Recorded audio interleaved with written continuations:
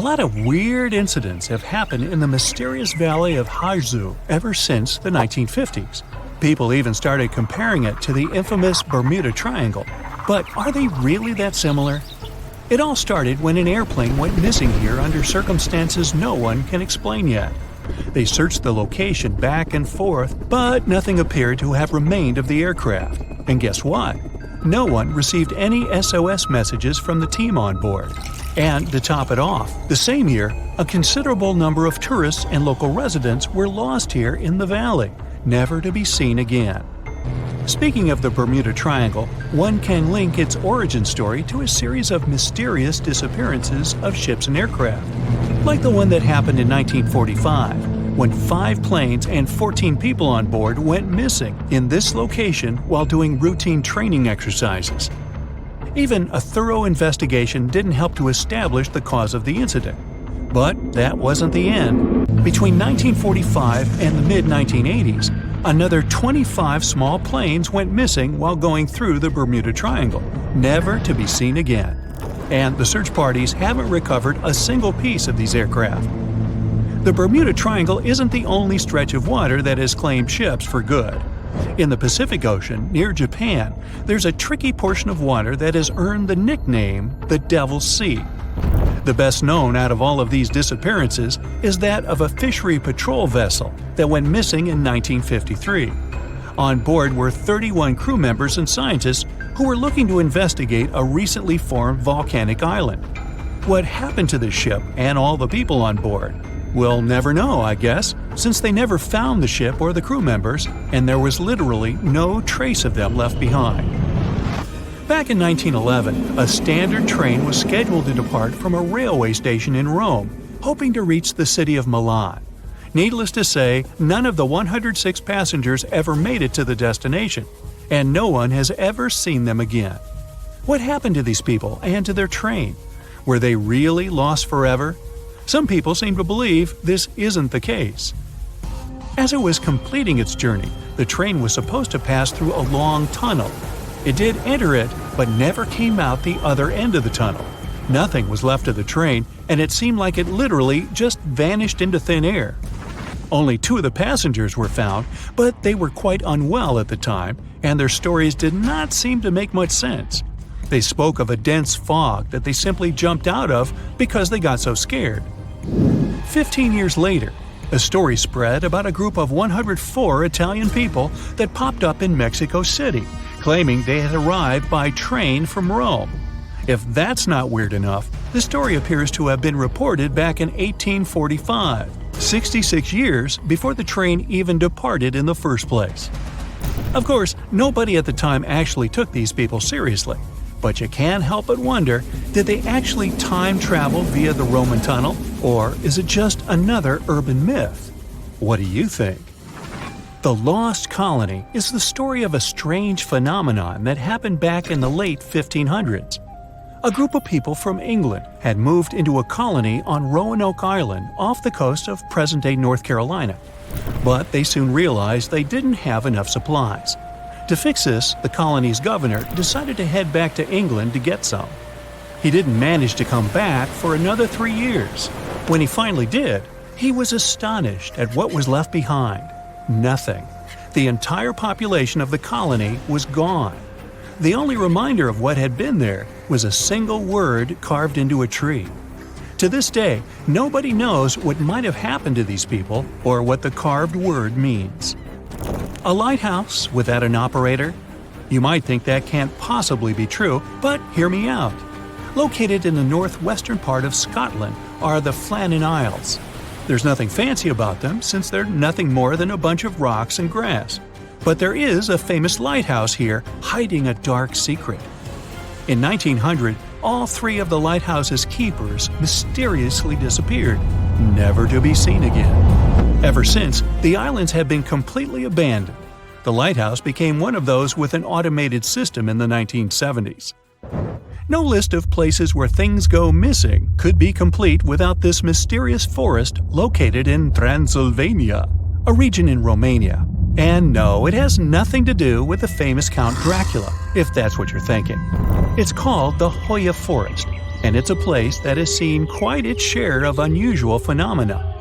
Not only do people go missing here, but others have experienced all sorts of weird noises, from female voices to whispers. Some people claim to have time traveled between the spooky trees of the Hoya forest. They say they had literally skipped a few hours before they went back. The Yellowhead Highway is a stretch of road located in British Columbia, Canada. One section of the road has received a lot of attention throughout the years, starting with the 1960s because of some mysterious disappearances. These events have earned it the nickname Highway of Tears. There is no reasonable explanation as to why people keep going missing here. What is more striking is that most of these people were young women. This triangular area that stretches above the desert and the Sierra Nevada mountains in the state of Nevada received quite a bit of attention because of a disappearance that happened back in 2007. A record-setting sailor, aviator, and adventurer named Steve Fawcett flew here in a small plane and then disappeared. They searched for Fawcett intensively for months, but didn't find any traces of him or the aircraft. 1 year later, the mystery of Fawcett's fate was finally solved when a hiker came across his ID cards, and later a search party found the plane's wreckage. It's one of the most visited natural resorts in the world, but Yosemite National Park carries some dark secrets of its own. Despite its beauty and abundance of wildlife, a total of 45 people went missing right here in this location. No one knows what happened to them. Hey, maybe we should ask the local bears. They might know something. There are even stories of people that disappeared from one region of the park only to pop up in a completely different location. This hasn't stopped over 3 million people that visit the park each year from wandering around this location, though. Whenever a ship happens to sink, you'd expect to at least find pieces of it on the bottom of the sea, right? Well, not if you're traveling through Lake Superior. It's located along the border of the United States and Canada, and became famous because of the great number of ships that went missing here. It may have something to do with the stormy winds, of course, but that doesn't explain why some ships simply vanish altogether, without a single piece of them ever to be found, not even at the bottom of the lake. It does gather a lot of tourists each year, though. They come here to scuba dive and see the remains of some of the ships that still lie here. The bottom of this lake even contains what's left of the notorious SS Edmund Fitzgerald. Back when it departed on June 7, 1958, it was the largest ship on North America's Great Lakes and, to this day, remains the largest ship ever to have sunk in the area. Similar to other events, the exact cause of the shipwreck remains a mystery.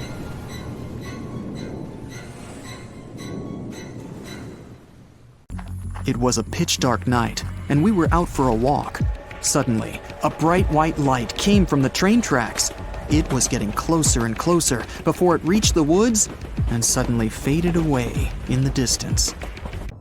This story, told by hundreds of witnesses, sounds quite normal until you find out those train tracks have long been abandoned and torn out. The last train that could have been the source of light had departed many years ago. The mysterious ghost train became the main site of St. Louis, a little village in the Canadian province of Saskatchewan. There are just around 400 people living there, and hundreds visit it to see the St. Louis light. It was featured in books and online, and was on TV shows like Unsolved Mysteries.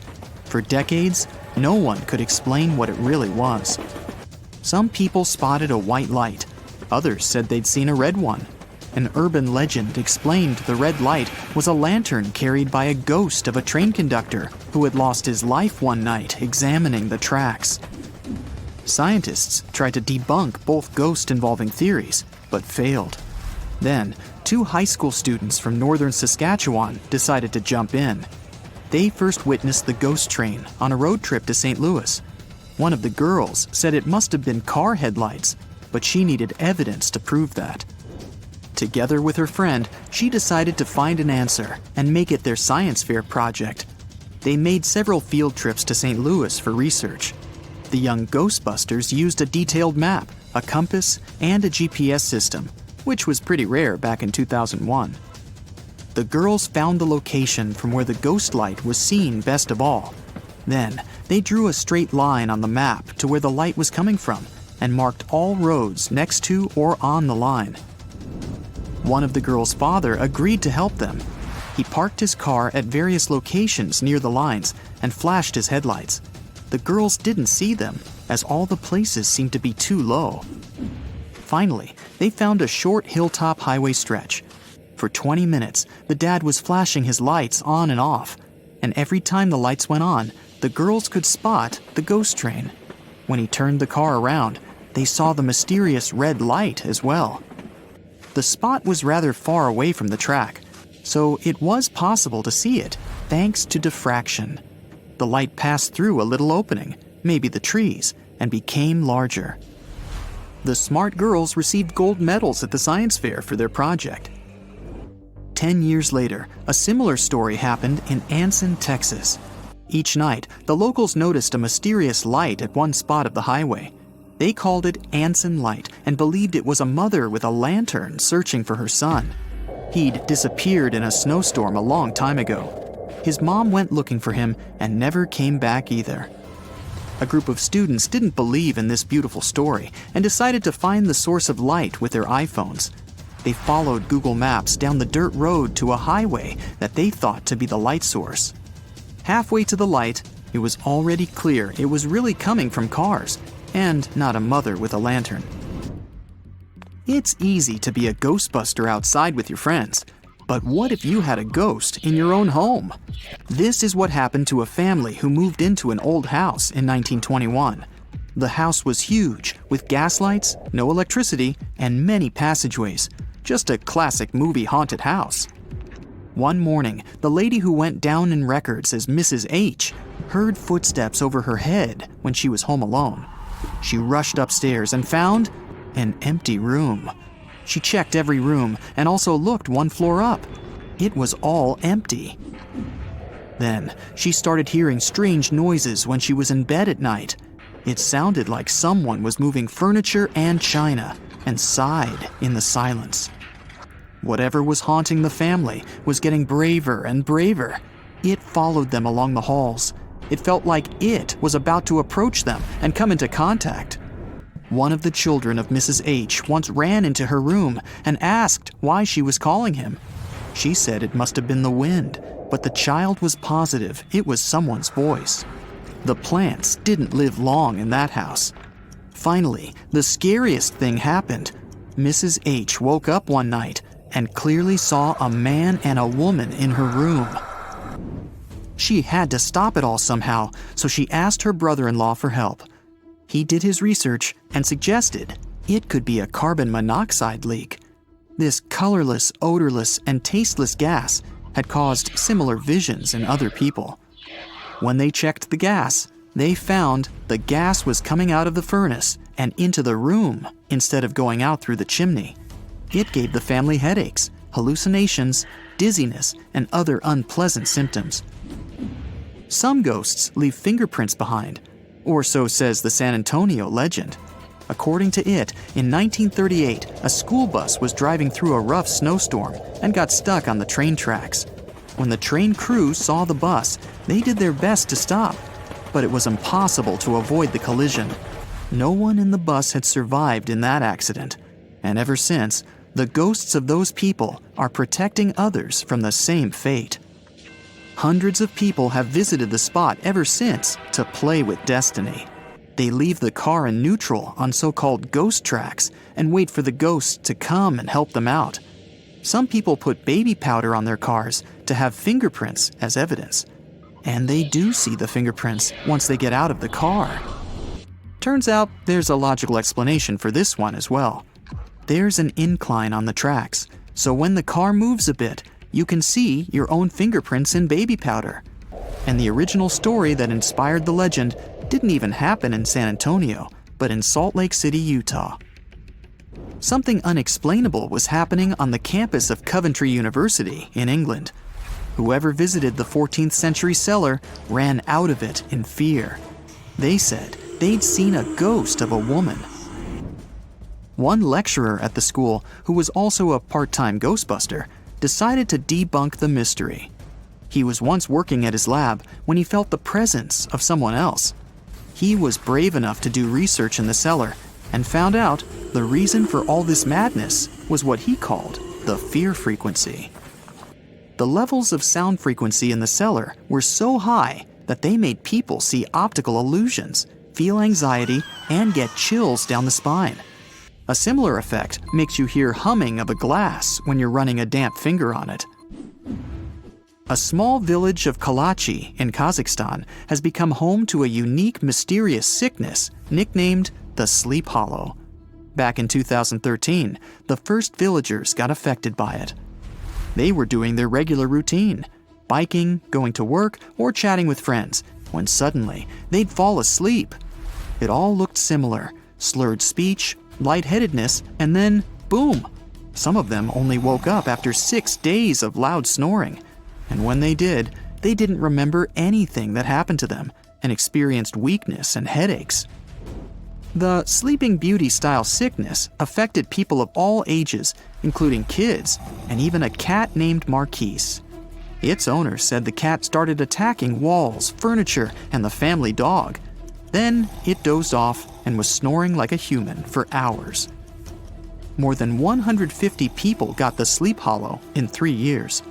Doctors and sleep disorder experts struggled to find a solution. A lot of people blamed possible radiation from nearby uranium mines. Kazakhstan's doctors checked over 7,000 homes, but found the radiation levels weren't high enough to cause it. They also checked water supply in the area for heavy metals and bacteria, and it was all right as well. Then, the former head of the uranium mine suggested the gas was seeping through the ground. Scientists tested this theory, and it turned out to be the answer. The dangerous gas was in the air, and it took down the amount of oxygen, making people fall asleep. Families started moving out one by one from that Sleepy Hollow as soon as the mystery had been solved.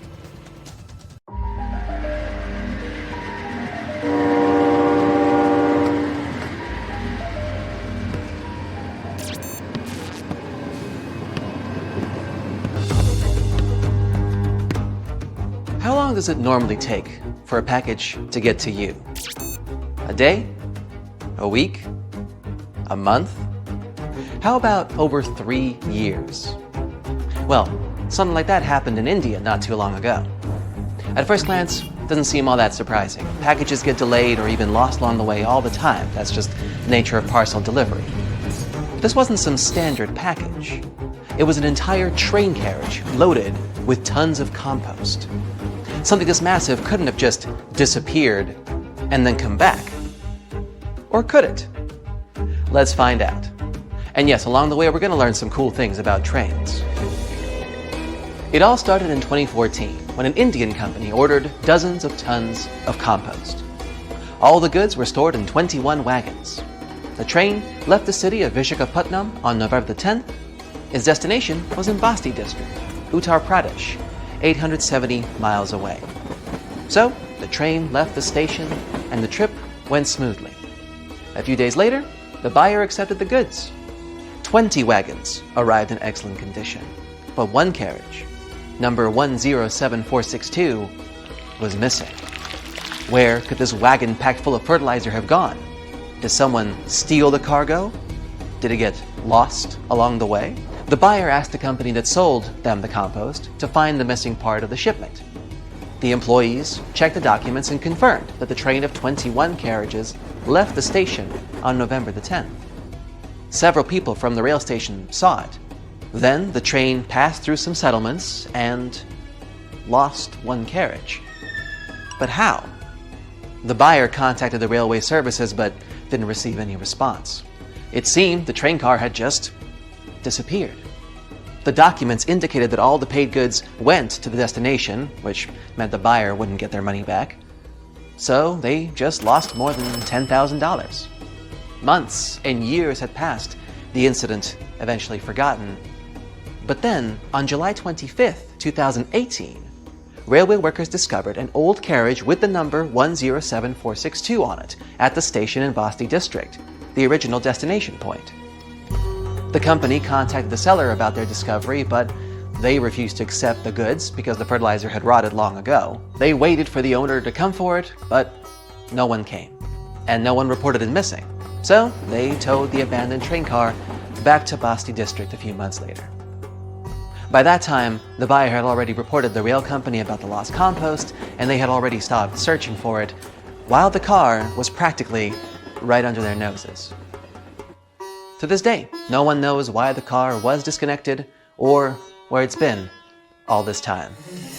You know where this would have never happened? Japan. There, you can ride the most punctual trains in the world. They arrive at all stations to the minute. All the locals know the trains are never late, so they can never use that excuse on their boss. But if something does happen to cause the train to arrive late, passengers receive a special ticket from the rail company that they can use as proof to protect them from their boss's accusations. Japan has not only the most punctual trains in the world, but also the fastest. I'm talking about maglev trains that can reach speeds up to 374 miles per hour. To give you an idea of how fast that is, the fastest recorded speed set by a Formula One car is 231.4 miles per hour. Not even close to the maglev train just traveling down its normal route. What's more, even if it travels at top speed, you can comfortably sit in your seat and drink tea on the train. You won't feel any vibrations or hear the sound of the wheels because it has no wheels at all. Maglev is short for magnetic levitation. Using the power of magnets, the train is basically suspended, floating just above the railway, meaning they don't actually touch, meaning there's next to no friction. This is what allows maglev trains to reach and then maintain such incredible speeds. Wouldn't it be cool to have such trains in every city? I mean, forget about traffic jams, am I right? But unfortunately, they're not so popular around the world.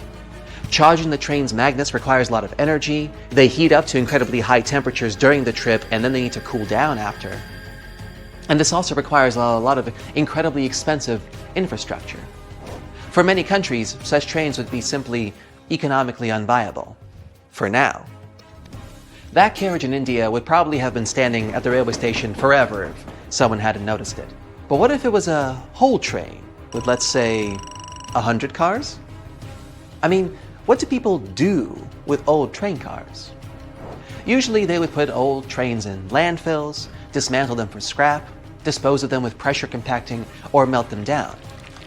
But the most popular practice is to load the bare hulls of wagons onto a big ship and then throw them in the ocean. It's not as wasteful as you think. The trains actually provide a great frame for corals and plant life to grow on them. And soon these overgrown train carriages become homes for fish and other ocean inhabitants. This is how the people in New York decided to get rid of their old trains. From 2001 to 2010, they sank more than 2,000 cars this way. And soon, these trains became artificial reefs. They got completely covered by corals and algae, and shells, crabs, sea sponges, mackerels, perches, and sea turtles settled in each car. Underwater photographers and divers filmed those wagons and even saw dolphins swimming through them. It's like an underwater city where the trains are free real estate for the fish. So, people provided modern housing for the fish and saved about $30 million on recycling. I mean, I use the term modern very loosely. They look more like phantom trains. But you know what the coolest thing about phantom trains is? They actually exist. And you know what's even cooler? You can get in and ride one. You can find such trains in England, in small towns like Sneyd. Now, imagine you stepped onto the empty train station there. It looks decrepit and abandoned. There's no parking, no ticket machines, no shops. And now you hear the sounds of a train arriving at the station. It seems normal enough, but when you step inside, you'll probably feel some discomfort since you're the only passenger on this phantom train. You can walk from the first carriage to the last one if you like. No one will stop you. You can actually choose from several similar trains. Yeah, there's a lot of them moving all around England. They're left running through abandoned railways because it actually works out economically for the country. To cancel these phantom train routes, you'd need to go through many bureaucratic procedures and spend taxpayers' money. And there's no need to do all of that if the trains just go and don't bother anyone. Also, they attract many tourists and enthusiasts who love to visit abandoned stations. If you're interested, you should know that it's not so easy to find these routes. You need to carefully study train schedules on the internet, since not even all the railway workers know about them. In some remote places, the trains arrive only once every few days. But what about real phantom trains? There are many stories about trains that have mysteriously disappeared throughout the years. The most popular one is the legend of the Zanetti Train Company. Several wagons disappeared with dozens of passengers in a mountain tunnel in Italy in 1911, and then popped up out of the blue in 1845 in Mexico? But of course, there's no evidence for this story. Someone just wrote it in a newspaper and everyone believed it. The same thing happens with planes and ships that supposedly travel through time. Although it's much more common for sailing vessels to become abandoned and then left to sail aimlessly on the seas for decades. There's much more documented evidence of that. But if you really saw a mysterious train arriving at an old railway through the fog in the middle of the night, would you step inside?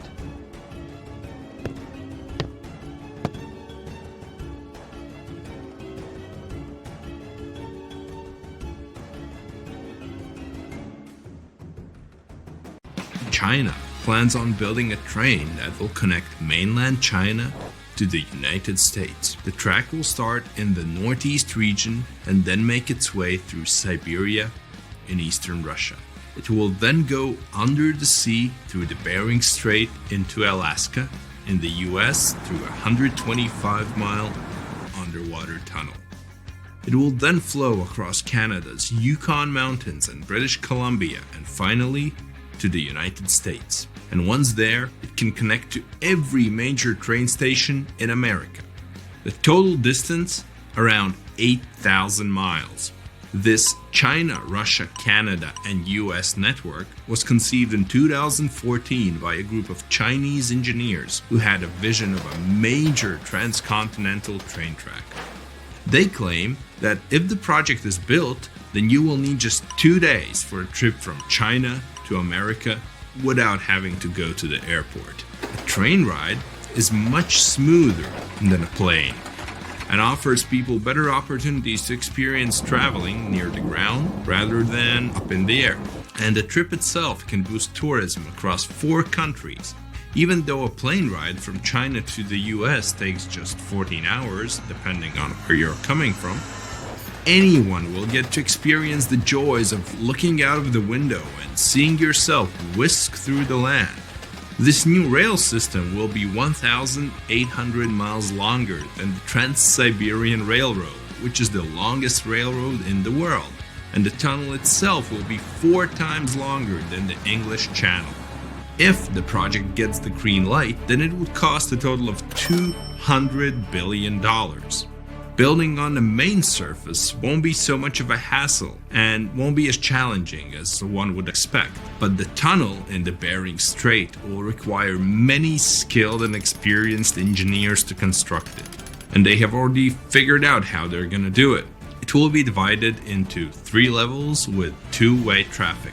The upper level will accommodate the high-speed trains, while the bottom level will be for the slow-moving cargo and passengers, while the middle level will be reserved for emergencies. The cargo train can move up to 100 million tons of cargo, which makes up 8% of the world's freight cargo between Europe, Russia, China, Japan, South Korea, Canada, and the United States. Passengers wanting to leave from Alaska to Russia and vice versa will only have to take a 20-minute high-speed train ride to their destination. The tunnel alone in the Bering Strait will cost around $35 billion. From start to finish, it could take anywhere between 12 to 15 years to complete. The project will involve many international firms and construction companies to help out with completing it. This could possibly be the most expensive project in history if funded properly. And it has to be strong enough to handle the icy waters in the Bering Strait and the strong waves around it. The China, Russia, Canada, America railway line would be the most expensive and ambitious mega project in history and would take years to complete. But according to some resources, China is confident that they have the technology necessary to do something of this scale. It will change the transportation industry forever and increase tourism across all continents. If this project is going to be built, then it would be technically possible to travel from a train station in Portugal all the way to the United States. Europe has an impressive train network that's all connected to each other. From Eastern Europe to Central Asia, you could take a train from certain countries until you end up in China. For the past 20 years, China's speedy rail network has grown incredibly. It has the world's largest high-speed rail network that covers more than 23,000 miles. Based in Shanghai, it's also the fastest commercially operating train, which reaches speeds up to 270 miles per hour. So once in China, you can get on any train and speed off to wherever you want to. It will be the ultimate traveling experience to only travel by train from continent to continent. There won't be any need to travel by an airplane. So if you have fear of flying, let's say, then this will be the perfect way for you to go by. But building train tunnels underwater isn't easy. The best engineers have to figure out all the risks beforehand. The Channel Tunnel, for example, is an underwater train that takes you from London to Paris in just 2.5 hours at cruising speed. The train is highly equipped with the most advanced technology in the market to ensure comfortable travel. If you have any work to do, then you can just pop open your laptop and connect to the Wi-Fi. Want to take a break? Just head to the cafe for a quick drink and enjoy the lounge feel and the great beverages. And if you feel like watching a movie or catching up on your favorite TV series, then the train offers that too. You won't feel the time pass since you can just relax in luxurious leather seats in business premier class. Train travels at around 186 miles per hour and is considered to be the world's longest underwater tunnel, considering that most of it is submerged. The tunnel itself is 31 miles long and costs $6.3 billion. It began construction in 1988 and was completed 6 years later in 1994. It was considered to be one of the 7 wonders of the modern world, in line with the Empire State Building in New York, or the Panama Canal, or the San Francisco's Golden Gate Bridge. And just like the China to US Dream Project, this tunnel also has 3 tracks, 2 used for trains and a smaller one for emergencies. Each shuttle is 2.5 thousand feet long and needed 13,000 employees to construct it. Even though many people got to visit the City of Love in Paris and the multicultural hub of Europe in London, the channel is also used for import and export. According to some reports, 26% of traded goods travel between the UK and the rest of Europe each year using the tunnel. China approved the first underwater speed train from the port of Ningbo near Shanghai to Zhoushan, which is a group of islands on the east coast of China. The brand new railway will stretch for around 50 miles, with a decent part of it built underwater. What makes it cooler is that the train will rely on a magnetic track where the train cabins will float in the air on the tracks and speed away. If this project becomes a reality, then it will most likely feel like riding in a royal carriage. You can book cabins and rooms with multiple bedrooms and accommodations. You'd be treated like a guest of honor at any ceremony. Constant entertainment and food are yours all day long. Ticket prices may vary, but still be expensive, so not everyone could afford it. There's high-speed Wi-Fi, of course, in all areas, with some of the best seats in the world. It will be possible to live in Europe and work in Asia without flying. Even living in Russia and working in Alaska can be a reality. And if you were in the US, you can also remain on the ground and still get to London via the network. And once you reach Europe, you'd have to take the train to Paris and then the Channel to London. But there hasn't been any news on the project so far. It hit an economic wall and is still in the conceptualizing stages. Many critics didn't hold back on how this project could not revolutionize the transportation industry, but might instead sink it into more depth. They claim that cargo ships and flights are just as good and a lot cheaper, so there's no need to put such large amounts of money for something that maybe only a handful of people can use. Moving cargo through trains won't necessarily be as fast as planes or ships. If this train network replaces shipping and flights, then many people who work in aviation would have to change jobs and move on to trains. Of course, something like this wouldn't happen overnight and would probably take decades. This project might even open doors for countries in Asia and Africa to build mega-network speed trains all connected to each other.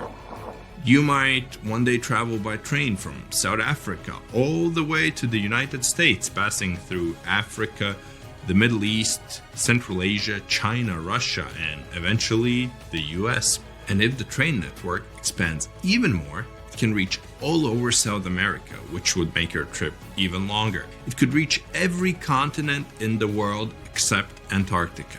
Imagine a worldwide railway network of high-speed trains connected to every station on Earth.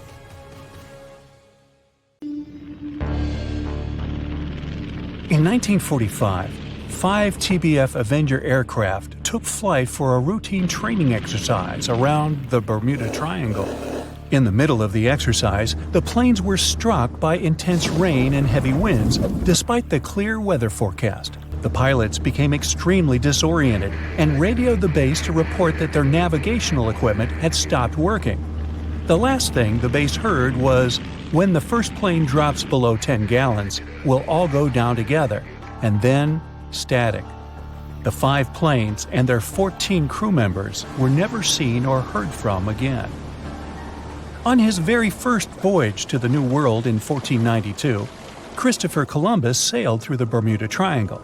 Columbus reported that one night when he was on the deck of the ship, he noticed a giant light appear in the distance, unlike anything he had ever seen before. Columbus looked at his compass for direction, and it gave off erratic readings. You might have noticed that the Bermuda Triangle doesn't appear on any world map. This is because official institutions refuse to acknowledge that the area actually exists. A popular theory suggests that rogue waves are responsible for the many disappearances. Rogue waves are called extreme storm waves by scientists. They occur when different weather patterns take place at the same time and cause large, unexpected waves. Witnesses say that the waves look like giant walls of water. These waves could explain why ships go down fast and without leaving any trace. The Bermuda Triangle is home to some pretty intense and unexpected weather. Storms build up quickly and unexpectedly, then disappear soon after. If you blink, you might miss it. This could explain why few distress signals are issued. Pilots and sailors never saw the weather coming. No one knows exactly how many ships and planes have disappeared in the Bermuda Triangle. The rough estimate is 50 ships and 20 planes. Most of the time, the disappearances had no explanation and no wreckage has ever been left behind. Another bizarre theory trying to solve the Bermuda Triangle mystery comes from Charlie Berlitz. He insists that the area is home to the lost city of Atlantis. The missing ships and planes and malfunctioning equipment, according to him, were all caused by rays of energy let out by the special energy crystals that power Atlantis. While this sounds silly, Berlitz's theory was convincing enough that over 20 million people bought his book worldwide. In the year 1800, a large sailing vessel called the USS Pickering departed from the U.S. on its way to the West Indies. The ship sailed into the Bermuda Triangle along with its 90-man crew and was never heard from again. The USS Pickering was the first ever confirmed ship to vanish in the Bermuda Triangle. It's believed that the ship was taken out by a storm, but because no wreckage was ever found, we'll never know for sure. When the TBF Avenger planes went missing, a massive search operation was conducted. Boats and planes searched the Bermuda Triangle for any signs of the aircraft. One of the boats searching was a PBM-5 Mariner airboat. The airboat took flight at 7:27 p.m. and called in a routine radio message 3 minutes later. Then, it was never heard from again. No trace was ever found of the rescue airboat or the 5 Avenger aircraft. An enormous investigation was launched into the disappearance of all these vehicles, but nothing was ever discovered. This particular area of the ocean is one of the most heavily traveled shipping routes in the world. Some skeptics believe that this fact solves the mystery. Statistically, the busier the area, the higher the frequency of accidents and disappearances.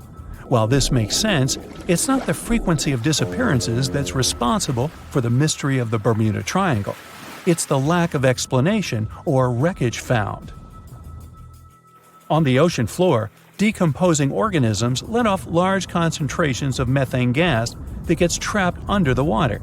This gas can build up until, boom, it ruptures. The gas surges up to the surface and erupts.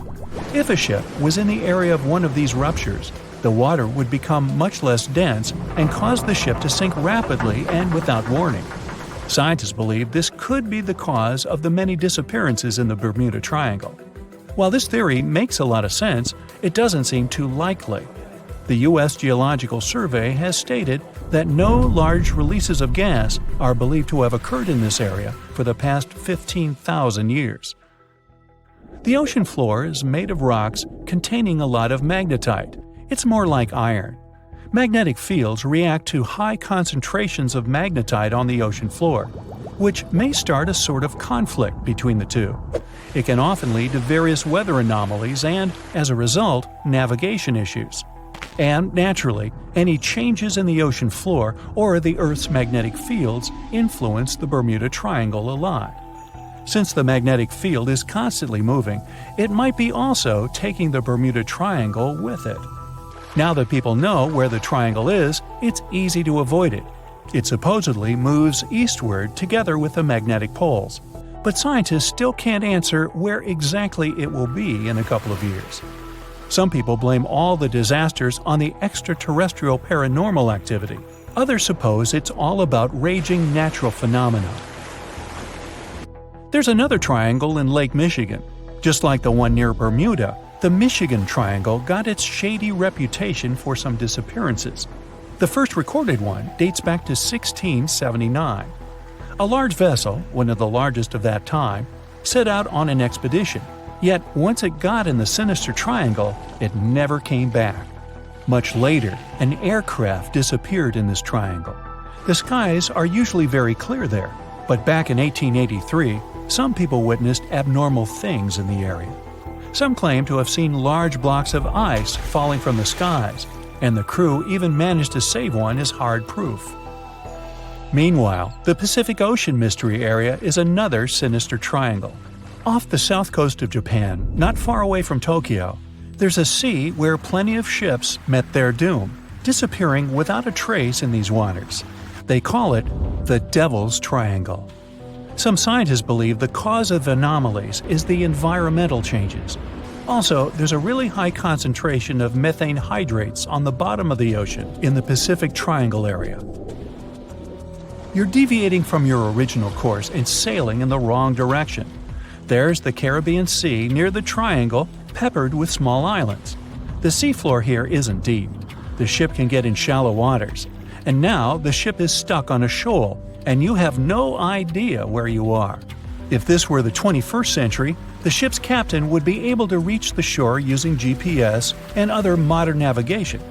But the most interesting thing is that the compass would work correctly this time, since the magnetic North Pole hasn't already coincided with the true one for a long time in the territory of the Bermuda Triangle.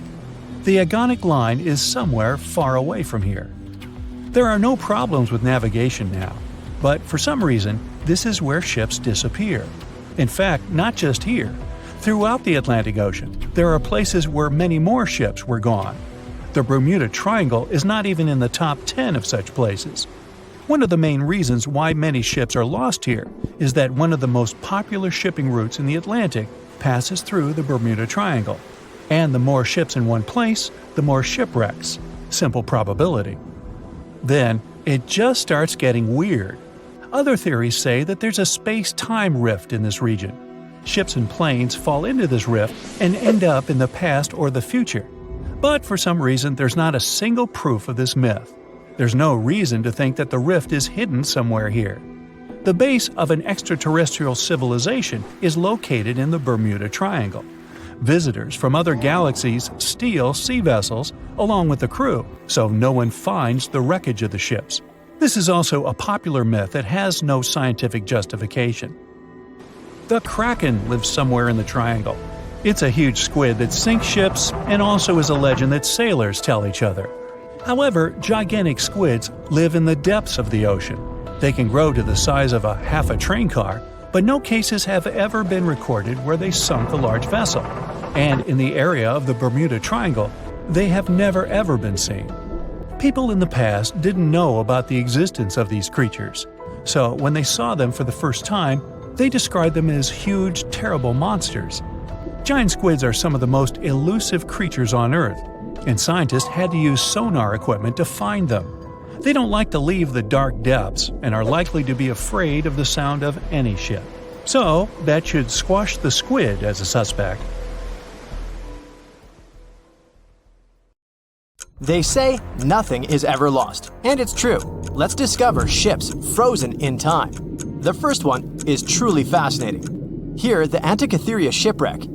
It's a Greek trading ship from the 1st century BCE. It's located on the east side of the Greek island of Antikythera and at the merging point of the Aegean and Mediterranean seas. Around 2,000 years later, in 1900, a group of Greek sponge divers discovered the wreck. They were going to Tunisia, yet they were forced to find shelter from a storm on a nearby island. Since they couldn't go anywhere due to the storm, they decided to look for sponges until the weather got calmer. One of the divers discovered the shipwreck at depths of around 130 feet. Imagine someone going for a sponge hunt, but getting out to the surface with archaeological treasures. The captain of the sponge boat talked to the Greek officials about what they had found.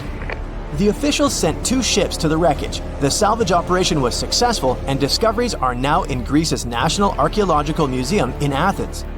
The findings included 3 life-sized marble horses, jewelry, coins, and hundreds of works of art, including a 7-foot-tall Colossus statue of Hercules. Among these treasures, Antikythera ephebe, a bronze statue of a young man, caught more attention. Because the ephebe doesn't comply with any familiar iconographic model, and there are no known copies of his type, he held a spherical object in his hand.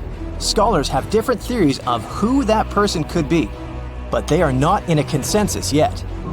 More than 70 years later, Jacques-Yves Cousteau and his team went to the area and recovered hundreds more artifacts and the remains of 4 people. Interestingly, they discovered a complex set of interlocking gears, capable of predicting the movement of the sun, moon, and several planets. The mechanism can also show the times of solar and lunar eclipses years into the future. Think of this Antikythera mechanism as an early computer calendar, to plan significant events like agricultural activities, religious rituals, and Olympic Games. These artifacts found in the Antikythera wreckage are some of the most important findings in modern archaeology. Just the Antikythera mechanism itself has changed our perception of the limits of ancient technology. The mechanism has a sophisticated design and was made over 1,000 years ago. After all these amazing discoveries, experts believe that the wreckage site has remained largely unexplored, and is mostly because of its location and the landscape of the seafloor on which the ship rests. The wreck is too deep for scuba divers but too shallow to use something like a submersible. A survey made on the seafloor in 2012 showed evidence of a second wreck about 800 feet to the south. It's clear that this area has a lot to offer humanity. What would happen if those sponge hunters didn't go to the area? Scientists found a shipwreck in Antarctica at the bottom of the Weddell Sea 107 years after it sank. The name of the ship was Endurance, and it was the lost vessel of Antarctic explorer Sir Ernest Shackleton. Scientists who laid eyes on it decades later say it is among the greatest undiscovered shipwrecks ever. That is why they filmed the whole discovery. The video shows the remains of the Endurance and proves it is still in remarkable condition. It has been sitting in 10,000 feet of water for over a century, yet it looks like it sank very recently. So the story goes like this. The ship was crushed by ice and sank in 1915. Shackleton and his crewmates had to escape by themselves in small lifeboats. From then on, it was all about survival. Shackleton imagined to get his crew to safety. Then, the ship sank. Yes, this is a pretty impressive story. But why did scientists prize this ship? Firstly, Shackleton's Imperial Trans-Antarctic expedition sailed to make the first land crossing of Antarctica. Yes, the crew was trapped in ice, but the intention was important. Secondly, it's about the challenge itself of finding the shipwreck. The Weddell Sea is almost always covered in thick sea ice. You know, the same ice that made the Endurance sink. Getting near the presumed sinking location is super hard, let alone being able to conduct research. Experts of the modern expedition team foresaw the time when the lowest extent of Antarctic sea ice would come using satellite images. They realized that the weather was in their favor to start an expedition. Dr. John Shears said that they have successfully completed the world's most difficult shipwreck search, fighting against constantly shifting sea ice, blizzards, and temperatures decreasing to -0.4 degrees Fahrenheit. Yeesh, I can't imagine the worst conditions in Antarctica if these conditions are in their favor. Lastly, look at this. It's timbers. They're very much intact. Plus, you can read the ship's name. It's still visible. Marine archaeologist Menson Bound says that this is the finest wooden shipwreck he has ever discovered. He has 50 years of career experience, so I believe the guy. So how come the wood is not rotten? Dr. Michelle Taylor, a deep-sea polar biologist, said that there has been little wood deterioration because the wood-munching animals are not in this forest-free region of Antarctica. Workers of a coal mine in East Serbia discovered 3 shipwrecks that had been there for at least 1,300 years. The largest shipwreck is an ancient Roman fleet. It's around 50 feet long with a flat bottom. It's estimated that the ship could carry a crew of 30 to 35 people. Looking at its hull, you can see the marks of repairs. Wow, this one had a lengthy career. You know, it gives us insight into more than 1,000 years ago. The 2 smaller vessels, on the other hand, match descriptions of boats used by Slavic groups to attack the Roman frontier. These 2 have been discovered under mud and clay in an ancient riverbed. Apparently, in those times, there was a Roman base in a place called Viminacium City. Interestingly, Viminacium was a provincial capital with an estimated 40,000 inhabitants in the 4th century CE. For comparison, it was even larger than Pompeii. The Kostelach coal mine is a center of hidden gems. Archaeologists had found evidence of ancient human and animal activity here before. For instance, in 2012, experts found bones of at least 5 woolly mammoths, which went extinct about 10,000 years ago. Canadian archaeologists found a ship 150 years after it went missing in the Canadian Arctic waters. This merchant ship is called HMS Investigator. It was purchased in 1848 to search for the explorer Sir John Franklin's ship that got lost in the Northwest Passage expedition. So, HMS Investigator left Britain in 1850 for this rescue operation. The expedition crew, captained by Robert McClure, sailed the Investigator into the water. He realized that he was in the final leg of the Northwest Passage, the sea route across North America. But before he could sail into the Beaufort Sea, the 122-ton ship itself got stuck in the thick ice. The crew spent the winter over the Prince of Wales Strait. The following summer, McClure tried again to sail to the end of the passage, but the ice blocked his way once more. Here, too, the crew was forced to leave the ship. He steered the crew into the Bay of Mercy. There, they were to remain until 1853 when the crew of the HMS Resolute rescued them. Imagine a crew of 60 people who had to spend 3 winters in the Arctic without even knowing if they would survive. Later on, the ship was found sitting upright in about 36 feet of water. It was in very good condition. Arctic water has prevented the outer deck of the vessel from deteriorating quickly. The outline of the ship and its timber can be clearly seen. Plus, archaeologists have uncovered artifacts on land left by the sailors. They had unloaded everything before abandoning the Investigator. 3 sailor graves and 1 British naval shipwreck had also been discovered in the area. I wonder what else they could find there. Wow, it's the only place where 1 minute you're learning 17 natural ways how to get rid of houseflies, and the next, you're taking an epic journey straight into a black hole. More than 10 billion with a B views in total. That's 47 billion minutes watched, or more than 70,000 years. That's all the way back to the Ice Age. No, I wasn't around then. 40,000 videos, hundreds of topics, and most importantly you, a whole 44 million of you. Our viewers. We could populate an entire country if we wanted to. We'd like to continue helping you learn and giving you useful skill improvement tips. Got a thirst for knowledge? We've prepared 4 masterclasses on creating a 2D character animation from scratch, 10 hours of video lessons, practical tasks using professional software, and additional materials that you can use with your own projects.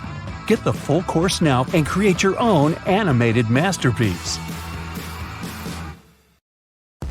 It's 2018. You get up early in the morning to go ashore and catch some fish. You come to the spot you were yesterday, throw the hook into the sea, and wait.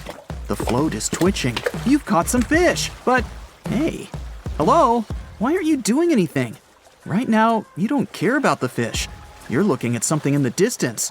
You open your mouth in surprise since you see a huge ship stuck on a shoal. It wasn't here yesterday, so it got here at night. Okay, it'll probably sail away sooner or later. You fish for a few more hours. During this time, you observe the ship and notice no movement there. Is it empty? Boats and the Coastal Service are sailing from the shore to the vessel. You decide to check it out too. You get in your old boat and go there. The mist descends to the water, making the ship look creepy. The colossal vessel is rusty and empty. But where is the whole crew? And how did it get there? The Coast Guard comes on board. They search the hold, the cabins, and the upper deck. There's someone's stuff, some remnants of food supplies, notebooks, and clothes. Everything suggests the crew has disappeared for some reason. Fishers who noticed the vessel first didn't see anyone coming down from the board. No radio signals were sent to the port, and no one reported about the ship. It appeared here from nowhere. The only chance to get any information is to look at the number and name of the vessel. This is Sam Ratulangi, PB 1600. The Coast Guard checks the information, studies the data of all the country ships, and no way. One company built the boat in 2001 in Indonesia. People used it to transport heavy loads across the seas around Asia. The ship had been properly operating for 8 years.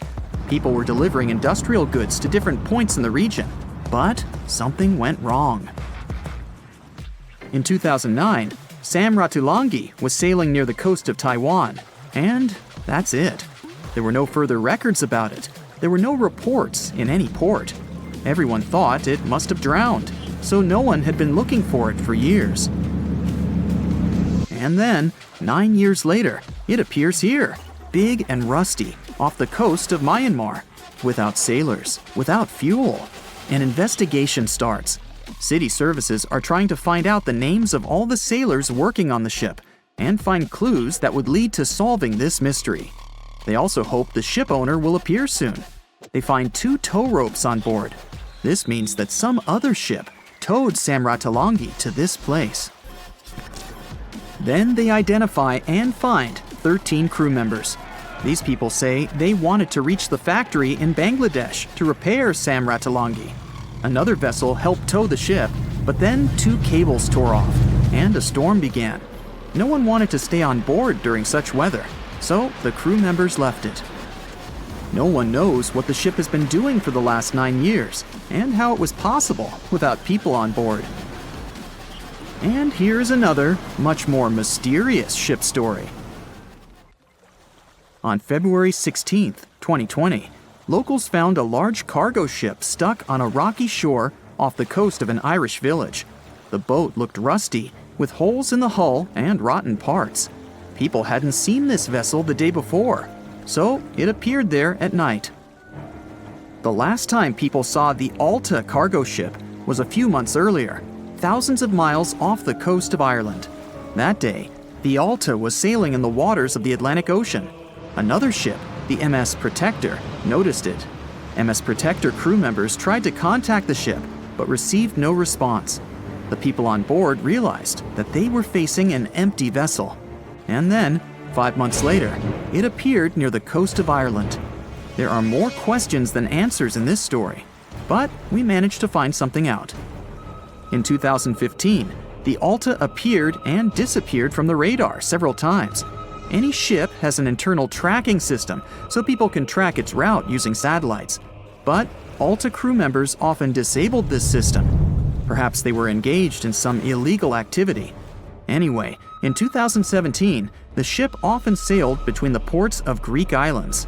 Then, the tracking signal disappeared and appeared only 10 months later, off the coast of North Africa. During this time, the ship changed several flags. In September 2018, the Alta was southeast of Bermuda and headed for Haiti. Then, the crew started facing problems. First, the main engine failed right in the middle of the Atlantic Ocean. The ship began to drift. Several days passed, but the crew members weren't able to repair it. They began to run out of food and water supplies. The situation got even worse when they found out that a hurricane was approaching the place. Fortunately, they managed to contact the U.S. Coast Guard. A helicopter flew to the Alta on October 2nd to bring them some supplies. There was enough food for several days. Then, a rescue boat sailed to the ship. It evacuated all the sailors and delivered them to Puerto Rico before the hurricane. The Alta had to drift alone in the ocean. After a while, another ship approached the Alta to tow it to the shores of Guyana. But at this moment, everything went wrong. Someone stole the boat, disabled the tracking system, and sailed away in an unknown direction. After almost a year, the MS Protector found the empty Alta in the waters of the Atlantic Ocean. And then, 9 months later, the ship without a crew sailed to the shores of Ireland. How did it manage to travel across the Atlantic and get to the coast of Ireland? It's still a mystery. Maybe it was just luck. No one else saw the ship all this time. It was just covering huge distances, surviving storms. Who's the captain? What happened to the thieves? Who owns the ship now? One day, someone called the village administration and introduced themselves as the vessel owner. But that unknown person didn't provide any evidence. They found several barrels of oil on the ship, which they took away by helicopter. The Alta was rusting. Corrosion of metal could damage the environment. The vessel had no commercial value, yet it would have taken millions to get rid of it. There were 3 options for what to do: leave the ship where it was, tow it into the sea and let it sink, or disassemble it for scrap. But nature had its own plans. Storms and strong waves split the hull into 2 parts. The Alta was drifting without a crew in the waters of the Atlantic Ocean for about 2 years. But this is nothing compared to a ship that was traveling for 38 years. The record belongs to the SS Bechimo. It was a merchant vessel owned by some trading company. In 1931, the ship found itself on the ice off the coast of Alaska. Its movement slowed down. A thick layer of ice blocked the ship, and a strong storm only made the situation worse. The blizzard was so intense that the crew members couldn't see anything but a white veil in front of their eyes. Sailing any further was impossible. The team had to wait for the storm to end. They waited for a day, 2, 3 days. A week had passed, but the snowstorm was only getting stronger. Then, one day, it grew weaker. The crew members split into 2 teams. The first team went to the nearest city. The second group, along with the captain, stayed on board. They set up camp next to the ship and waited for the blizzard, which had started again, to end. There was 0 visibility. And finally, one day, the storm was over. Great! And now, wait a minute. But where is the ship? The SS Bechimo just disappeared during the blizzard. The captain was sure that the ship had sunk, so he left along with the crew. Then, a week later, they saw the vessel drifting near the area where they had lost it. The hull was damaged so severely that it was unsafe to sail on it. Repairing the ship would be pointless and expensive, so the captain decided to abandon it. He was sure that it would go underwater sooner or later, but it stayed afloat for the next few days, the next few months, and a few years. People had reported seeing it at various points along the coast of Alaska for 38 years. The last record of the SS Bechimo is dated 1969. Those who saw it claimed the ship was completely frozen, almost merged with the ice. Some people planned to start an expedition to find the ship, but all attempts were unsuccessful. The vessel is probably lying somewhere on the deep sea floor. It has recently become a popular location for many tourists looking for the perfect place to get away from it all. If you're lucky enough to catch a sunny day here, it's like no other, I can assure you. Chances are, you'll end up having loads of foggy days, but let's be honest, they have a special allure of their own. This enchanting smile-shaped island is called Sable Island. It's located 190 miles from mainland Nova Scotia. It wasn't accessible to the general public until 2013. That's when it was added to the list of National Parks of Canada. You can get here either by plane or by water. But what's so enchanting about this place anyway? There must be something since the yearly tourist count is growing every year. Firstly, there's a spectacular number of wild horses here. There are between 200 and 500 horses roaming free all over the island. There's also a large population of gray seals. The place is also the only breeding location of a rare bird species called the Ipswich sparrow. If you're already considering a trip here, there are some things you need to know first. Remember that fog I mentioned earlier? Well, it turns out that Sable Island is the foggiest place in the Canadian Maritimes. I'm talking about approximately 127 foggy days each year.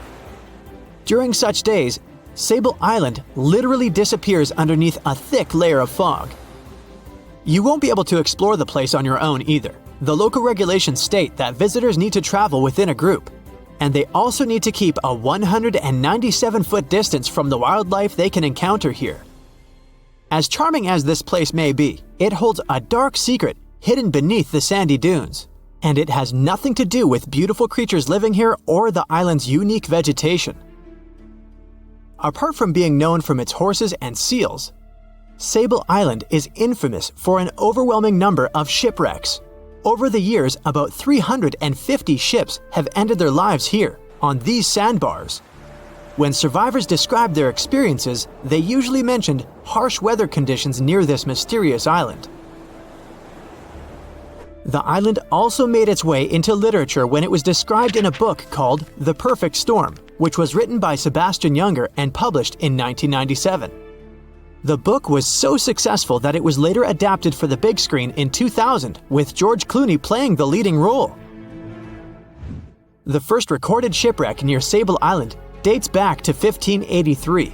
The boat was named the HMS Delight and was under the command of British adventurer and explorer Sir Humphrey Gilbert. Only 17 people managed to survive the catastrophe by escaping in a small boat.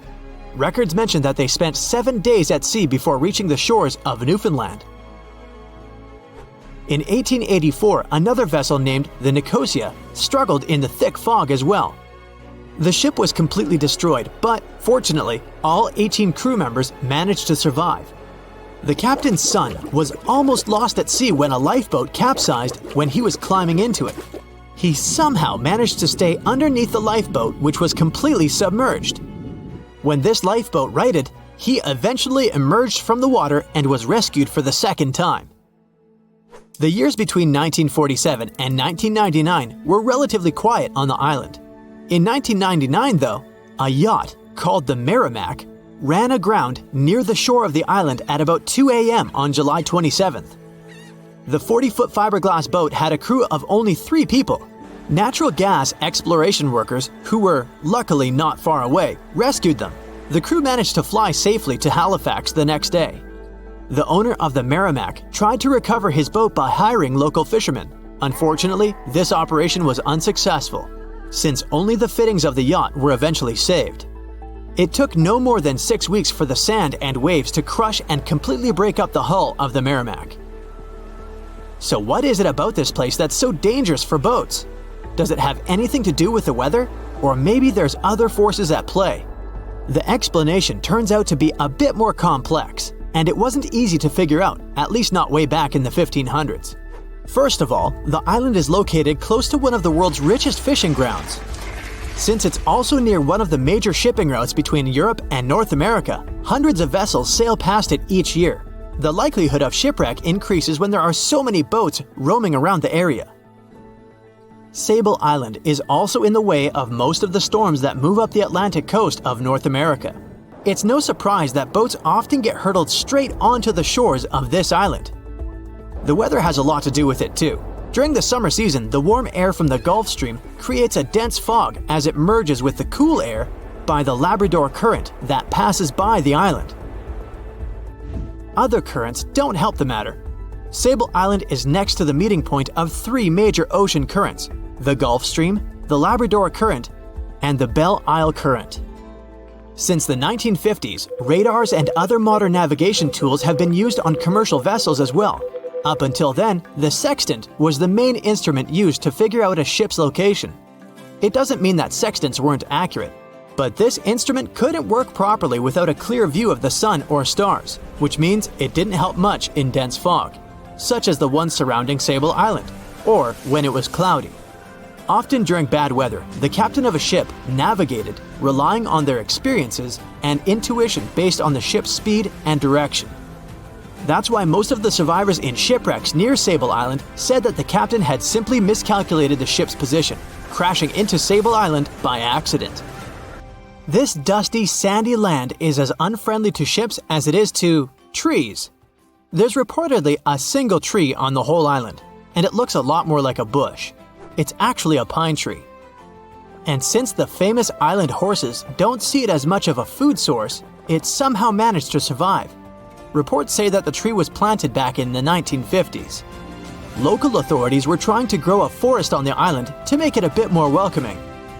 They've planted tens of thousands of trees over the years, more than 69,000 evergreens, 600 fruit trees, and about 55 pounds of pine seeds, along with other plants which could survive the conditions on the island.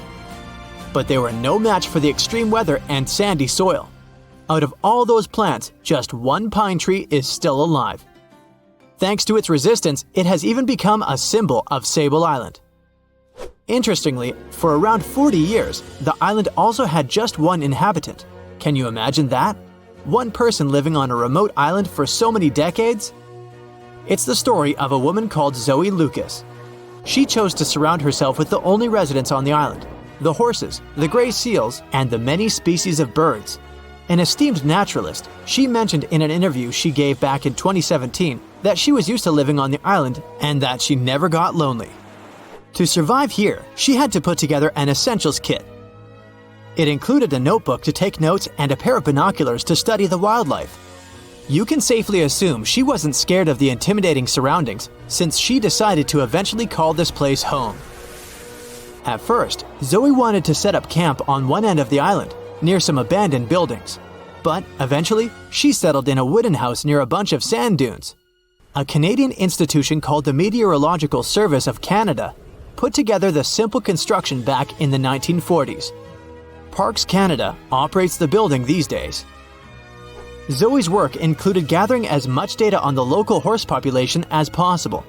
It could help scientists better understand how they managed to adapt to the unfriendly environment. She also helped gather the debris that made it to the shore to help track pollution levels.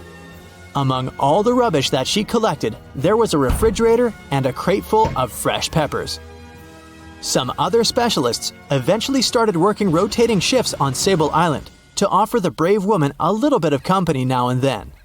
Thick fog is rising over the ocean as the sun is slowly sinking towards the horizon. It's hard to see further away than a few dozen feet, but that's enough to notice a hulking, skeletal shape in the distance. As your ship approaches the figure, your heart beats faster, and then you make out the details of another vessel, abandoned by the looks of it. Ghost ships do exist, and their mysteries aren't always solved. Take MV Hoita, for example. It was a wooden vessel built in 1931 as a luxury yacht. It had served well to various people over 20 years before it was bought by a Samoan sailor and became a merchant ship. In 1955, though, Hoita's service came to an abrupt and mysterious end. On October 3rd, it set sail for another trading voyage that should have taken no more than 48 hours. Delays happen in the sea, So when Hoita didn't arrive on October 5th as scheduled, there was little worry yet. But then it failed to come on the following day too. There was no distress signal or any other sign of Hoita's presence anywhere between its departure and arrival points. A search and rescue party was dispatched to find the ship, and for 6 days, they were scouting the area of nearly 100,000 square miles. On October 12th, the mission returned to the base empty-handed. Hoita vanished without a trace. It was only a month later that another merchant ship, Tuvalu, noticed the missing vessel far away from its route, drifting in the open sea and listing heavily. The sailors boarded the ship and found that all of its crew and passengers, 25 people total, were missing, along with all the cargo the vessel had been carrying. The radio was tuned to the International Distress Channel, meaning that the crew had been trying to ask for help, but they couldn't reach anyone because the radio cable had been damaged, limiting the range to 2 miles. The lifeboats were missing as well, indicating that people on board must have left the ship. Unfortunately, they seemed to have taken the logbook with them, leaving the rescue team clueless as to what had happened. Even today, the mystery of MV Hoita hasn't been solved yet. No one knows where the crew and passengers had gone and what had caused them to leave. SV Carol A. Deering wasn't a ghost ship in the usual sense of the word. There are no sightings of it in the open sea. Instead, it was found on the shore, but the circumstances of it running aground are a puzzle shrouded in mystery. Carol A. Deering was built in 1919 in Maine, and it was a large vessel made for commercial voyages. Unfortunately, despite its large cost of construction, it had only served for a year before its last trip. July 19, 1920. The ship was traveling from Puerto Rico to Rio de Janeiro via Newport News to deliver a cargo of coal. It was almost halfway to the final destination when the captain fell seriously ill, and the crew turned back to drop him and his son off and replace the captain. The voyage went without incident, but when it came to Barbados in December to resupply, there were strange moods among the crew. The first mate didn't seem to be happy with the new captain. No one paid much attention to it back then, when they probably should have. The last sighting of Carol A. Deering at sea was on January 28, 1921, when a lightship noticed it off the coast of North Carolina.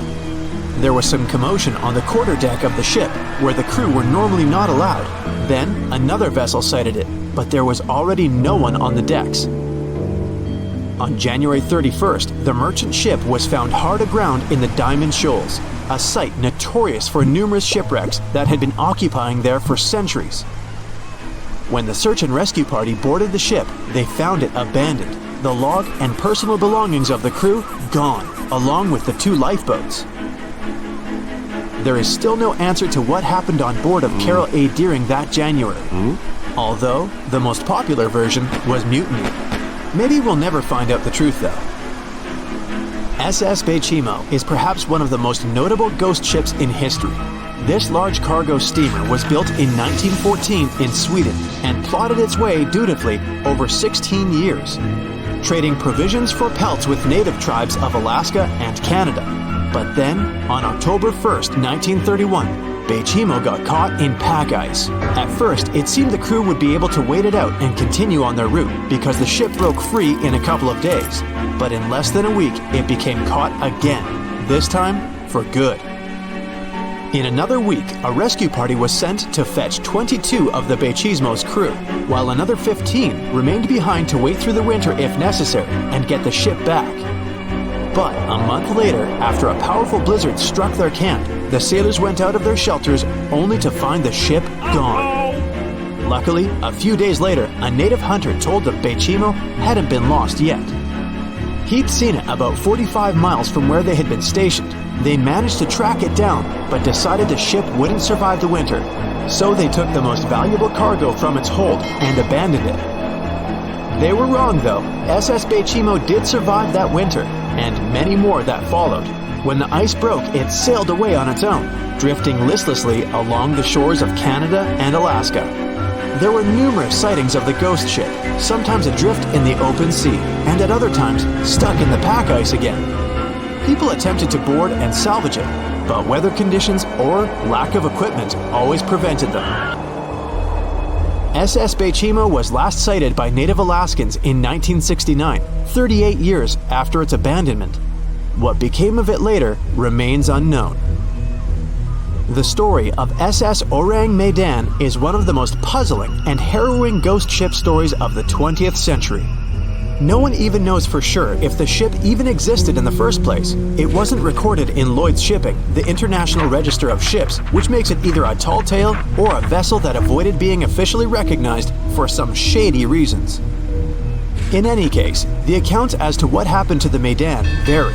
According to most reports, it was carrying some unknown cargo in the Indonesian waters when a distress call was received by another ship in the vicinity.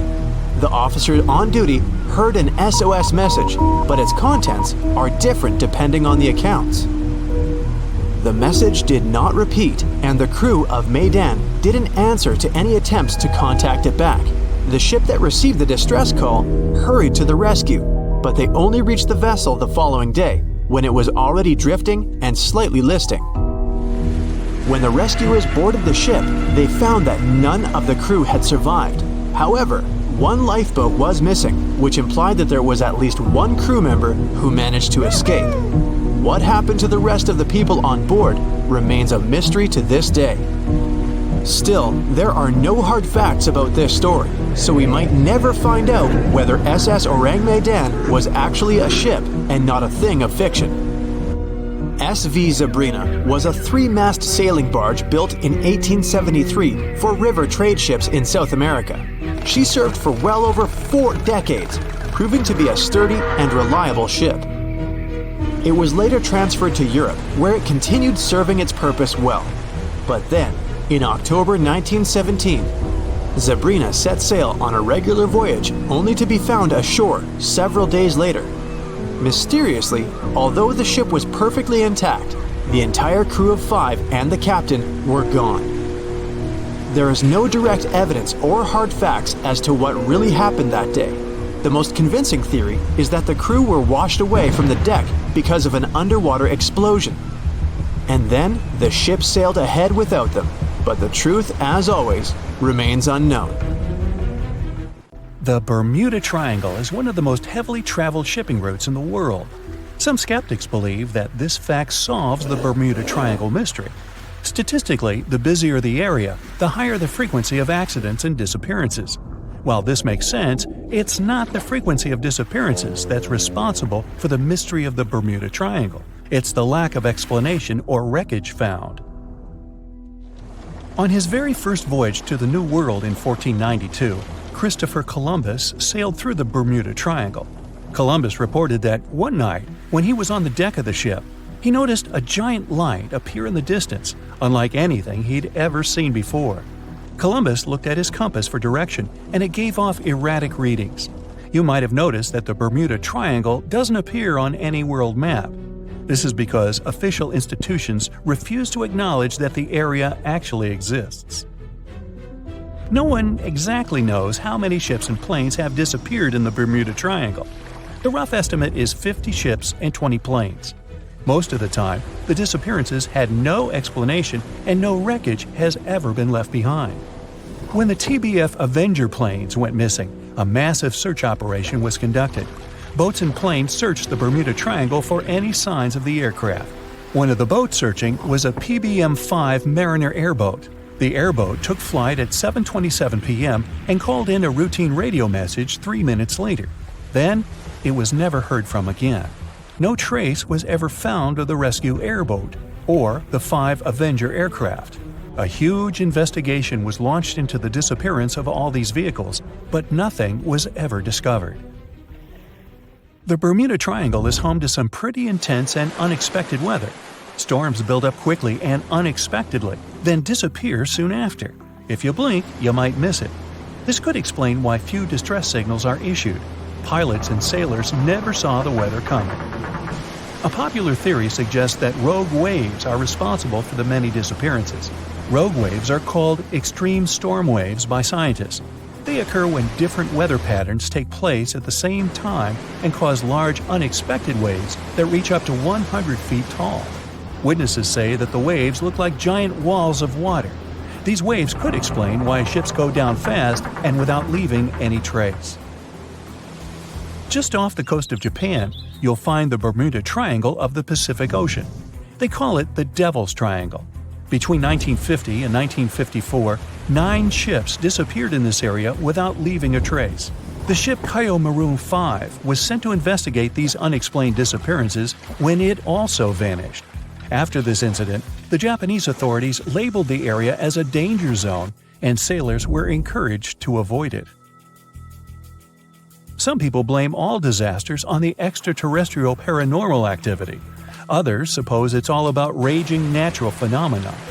Some scientists believe the cause of anomalies is the environmental changes.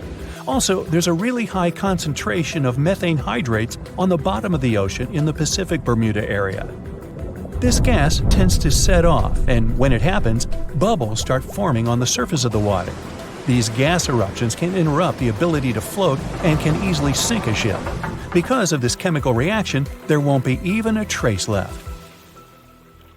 Underwater volcanoes are said to be another possible explanation for the Japanese Dragon's Triangle. In fact, they can take down even small islands. Luckily, nobody lives there. It's a pretty common thing in this area that some of them disappear underwater and others appear out of the blue because of seismic activity. You'll never find the Dragon's Triangle on any official map of the world, so nobody's quite sure about how large it is in reality. In July 2015, 2 teenagers disappeared after setting sail off the coast of Florida. There's some mystery about what the 2 teens were really getting up to. They told their parents that they were just going to fish, but they told their friends that they were crossing to the Bahamas. Shortly after they left, a line of thunderstorms moved towards the area, and the boys were never heard from again. A massive search was conducted, but sadly, nothing was found. 1 year later, the pair's boat was found off the coast of Bermuda with a broken iPhone and some personal effects left inside. One of the most popular and bizarre theories trying to solve the Bermuda Triangle mystery comes from Charles Berlitz. He insists that the area is home to the lost city of Atlantis. The missing ships and planes and malfunctioning equipment, according to him, were all caused by rays of energy let out by the special energy crystals that power Atlantis. While this sounds silly, Berlitz's theory was convincing enough that over 20 million people bought his book worldwide. Previously, the compass wouldn't work well in the Bermuda Triangle since the lines of the 2 poles coincided here, true north and magnetic north. But if you fall into this line, your compass will behave strangely. But the magnetic north is constantly shifting, and now it's far beyond the triangle. No legend says pirates of the last centuries operate in the Bermuda Triangle, or that the Flying Dutchman makes other ships disappear. A popular theory is that ships travel to the distant past or future through a time portal in the Bermuda Triangle. Fortunately, these are all myths. Just imagine hundreds of giant tentacles reaching out to a group of ships sailing through the Bermuda Triangle. In the past centuries, they could easily sink an entire fleet, since the ships were made of wood and were lighter. Squids wrapped decks with their strong tentacles, made holes in the ship's hulls with their sharp beaks. Toothy suction cups could break the masts and tear the sails. The water was filling the holds and slowly rising to the deck. The ship sank in a matter of minutes. Survivors reached the shore and told everyone about huge monsters. This is how the legends of the Kraken appeared. Fortunately, now people have sonars and equipment for monitoring the sea space. They say the main reason why this place is so enigmatic must be the magnetic fields that form this ominous triangle. Ocean floor is made of rocks containing a lot of magnetite. It's more like iron. Magnetic fields react to the high concentration of magnetite on the ocean floor, which may start a sort of conflict between the two. It can often lead to various weather anomalies and, as a result, navigation issues. And naturally, any changes in the ocean floor or the Earth's magnetic fields influence the Bermuda Triangle a lot. Magnetic fields tend to shift their position, so do tectonic plates and even the continents, even though we never notice it. The skies are usually very clear there, but back in 1883, some people witnessed abnormal things in the area. Some claim to have seen large blocks of ice falling from the skies, and the crew even managed to save one as hard proof. Seems like the Bermuda Triangle has an alternate not only on Earth, but even in space. Spacecraft usually don't disappear into thin air though, like there's no air. This anomalous area is really large and stretches right above the South Atlantic. It occupies the area from Chile to Zimbabwe and sits right at the point where Van Allen radiation belts are the closest to the surface of our planet.